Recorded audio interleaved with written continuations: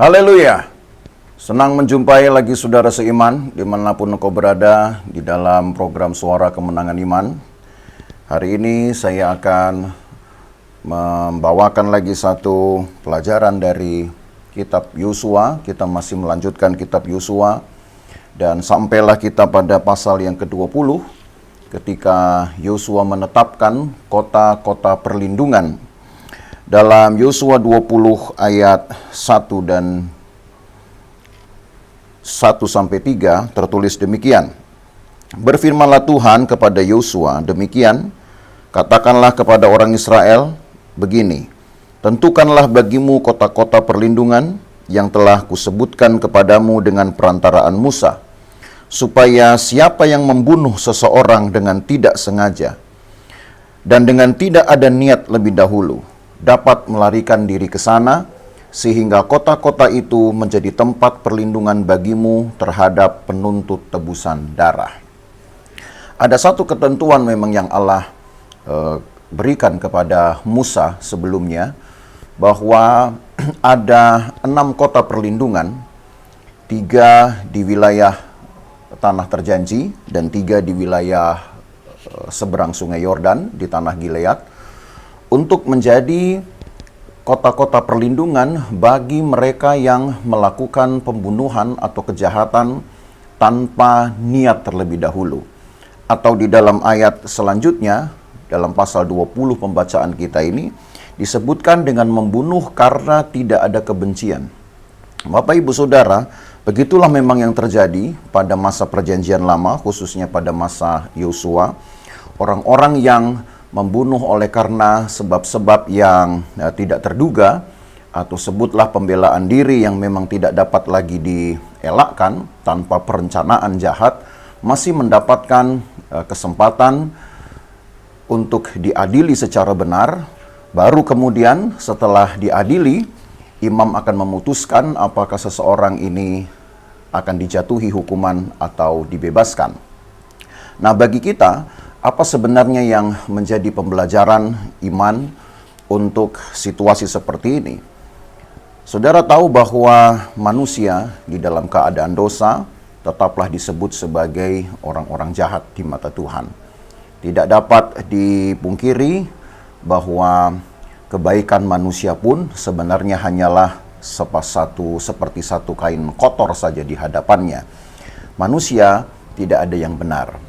Tetapi Allah Maha Tahu dan Allah juga penuh belas kasihan, memberikan dahulu kesempatan kepada manusia untuk diadili dengan benar. Lalu kemudian setelah dinyatakan putusan, entah itu bersalah pasti dihukum dan tidak bersalah dibebaskan, barulah kata keadilan itu didapatkan. Nah, Bapak Ibu Saudara, kita tahu bahwa tidak ada yang benar pada manusia. Dan tentu saja dalam keadaan ini, manusia pasti terhukum. Manusia pasti tereksekusi. Tetapi kita mempunyai Yesus, satu bukti dari belas kasihan Allah yang nyata, yang masih memberikan kepada kita kesempatan untuk melakukan perbuatan benar di hadapan Tuhan, perbuatan benar kepada orang lain. Dan momen itulah yang membuat kita harus melakukan banyak hal untuk dapat menjadikan hidup ini menjadi orang-orang yang berubah. Kita bersyukur kalau dalam Perjanjian Lama ada kota-kota perlindungan ini. Bagi kita mungkin kota-kota perlindungan menjadi tidak penting. Tapi yang jelas bahwa Yesus adalah perlindungan bagi kita. Melindungi kita bahkan dari penuntut tebusan darah, sesuai dengan narasi di dalam kitab Yosua ini. Dibebaskan dulu atau dilindungi dari penuntut tebusan darah yang ingin menghukum mati kita. Dan kita tahu tentu masa sekarang untuk kita di dalam kekristenan, itu adalah dosa, itu adalah kuasa jahat yang sewaktu-waktu bisa saja menuntut tebusan darah atas kita. Tetapi Yesus memberikan kepada kita jaminan bahwa kita masih bisa berbuat baik, kita masih bisa berbuat benar untuk Tuhan dan untuk orang lain. Maka, apa yang kita buat? Saya melihat bahwa di dalam kitab Amsal pun ada satu nasihat tentang kota ini yang berhubungan dengan kota yang dapat kita ambil sebagai satu pelajaran untuk menjadikan hidup ini lebih baik atau mengisi waktu-waktu yang Allah berikan sebagai kesempatan untuk mengubah hidup kita menjadi orang yang benar. Amsal pasal yang ke-10 ayat yang ke-15 tertulis, "Kota yang kuat bagi orang kaya ialah hartanya, tetapi yang menjadi kebinasaan bagi orang melarat ialah kemiskinannya." Kita tidak perlu dulu mencurigai ayat ini harus berhubungan dengan materi atau dengan gaya hidup. Bukan. Tapi sebenarnya nasihat ini kalau kita lihat ayat-ayat sebelumnya dan ayat-ayat sesudahnya, berkonteks tentang kehormatan hidup itu sendiri. Kaya di sini tidak berarti harus orang yang bergelimangan harta. Dan miskin di sini juga tidak berarti orang yang tidak punya apa-apa. Tapi bahwa Amsal berkata, kota yang kuat bagi orang kaya ialah hartanya. Maka kalaupun di dalam dunia real sekarang, harta itu bisa memainkan peran. Harta itu bahkan bisa seperti mengamankan orang. Membuat orang yang bersalah itu menjadi tampak tidak bersalah. Membuat orang yang harusnya tereksekusi itu menjadi terlindungi. Kalaupun memang di dalam dunia sekarang, kenyataan seperti itu bisa terlihat.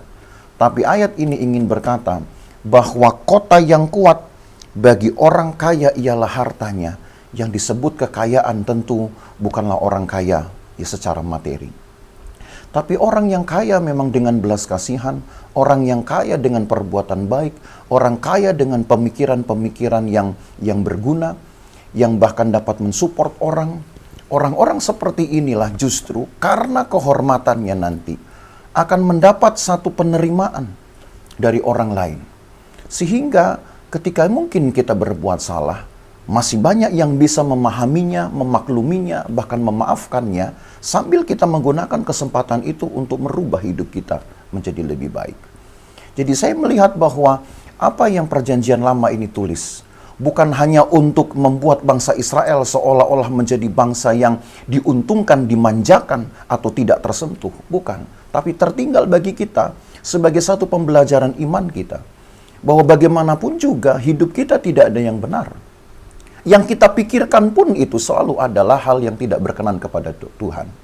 Tapi kalau Tuhan memberikan kesempatan melalui Yesus, belas kasihannya memberi kita kesempatan. Pertama, dia mengampuni kita, membebaskan kita. Kita yang harusnya memang sudah dinyatakan bersalah, dibuat menjadi tidak bersalah. Lalu memberi kita kesempatan untuk menjadi orang benar di hadapan Tuhan dan di hadapan orang lain. Maka hidup benar itulah yang harus menjadi harta kita. Hidup benar itulah yang harus kita kumpulkan.